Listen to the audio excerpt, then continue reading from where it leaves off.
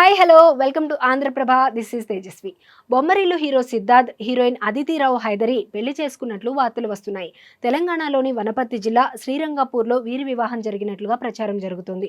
శ్రీ రంగనాయక స్వామి ఆలయంలో గోప్యంగా జరిగిన ఈ వేడుకకు కుటుంబ సభ్యులు, అత్యంత సన్నిహితులు, బంధుమిత్రులు మాత్రమే హాజరైనట్లుగా కథనాలు వస్తున్నాయి. Siddharth సూర్యనారాయణన్, Aditi Rao Hydari live in relationship లో ఉన్నారని, త్వరలోనే పెళ్లి చేసుకోబోతున్నారని చాలా కాలంగా పుకార్లు, షికార్లు చేస్తున్నాయి.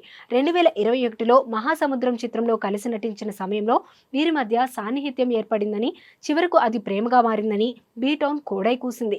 వీటిని సిద్ధార్థ్, అదితి ఖండించకపోవడం, ఇద్దరు ప్రేమ పక్షులా తరచుగా చెట్టాపట్టాలేసుకొని తిరగడంతో ఈ జంట మధ్య వ్యవహారం నిజమేనని అందరూ ఫిక్స్ అయ్యారు.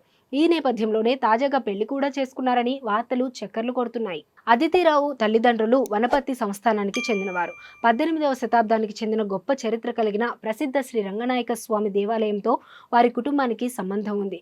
అందువల్లనే ఇప్పుడు ఆ ఆలయంలో అదితి, సిద్ధార్థ్ వివాహం చేసుకోవాలని నిర్ణయించుకున్నారని సోషల్ మీడియాలో వార్తలు వస్తున్నాయి. అంతేకాదు, తమిళనాడుకు చెందిన పూజారులు వీరి వివాహ వేడుకలను నిర్వహించారని అంటున్నారు. అయితే పెళ్లి గురించి ఇప్పటి వరకు అటు సిద్ధార్థ్ కానీ, ఇటు అదితిరావు కానీ ఎలాంటి అధికారిక ప్రకటన చేయలేదు.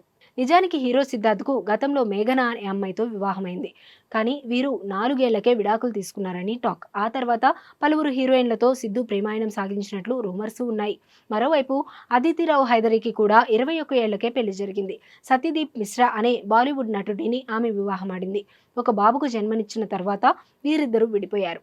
అప్పటి నుంచి ఒంటరి జీవితం గడుపుతున్న అదితిపై అనేక డేటింగ్ రూమర్స్ వచ్చాయి. సిద్ధార్థ్తో పరిచయం తర్వాత అదితి మరోసారి ప్రేమలో పడిందని అప్పట్లో వార్తలు వైరల్ అయ్యాయి. ఈ క్రమంలో వీరిద్దరూ హీరో శర్వానంద్ నిశ్చితార్థానికి జంటగా హాజరయ్యారు. కలిసి రీల్స్ చేస్తూ సోషల్ మీడియాలో సందడి చేశారు. ఇన్నాళ్లకు ఇప్పుడు సిద్ధార్థ్, అదితి మూడు ముళ్ల బంధంలో అడుగు పెట్టినట్లుగా వార్తలు వినిపిస్తున్నాయి. ఇందులో నిజమెంతనేది తెలియాలంటే అధికారిక ప్రకటన వచ్చే వరకు ఆగాల్సిందే.